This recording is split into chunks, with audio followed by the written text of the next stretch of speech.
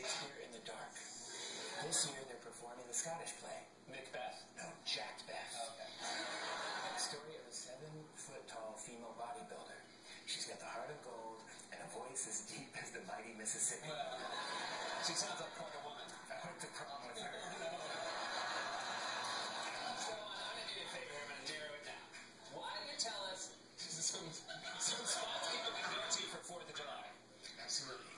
If you want to celebrate the 4th of July style, New York's hottest club is Hello.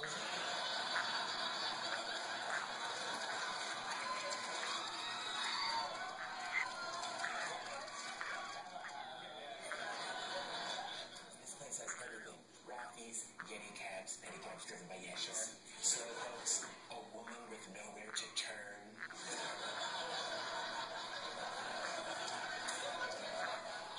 Just for the 4th of July, they've got a special display of Jewish fireworks. What are Jewish fireworks? The ones that go.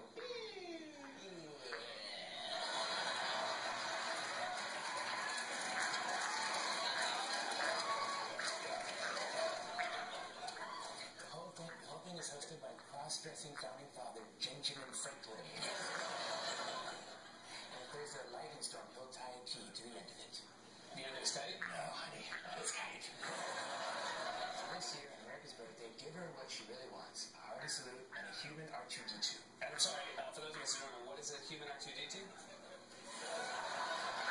occurring over a midget on roller skates, dials a speakerphone, and you put a garbage can over their head.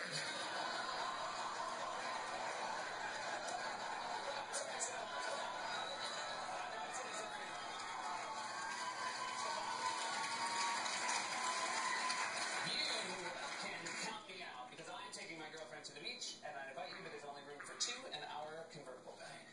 Guess I'll just eat poison till I die.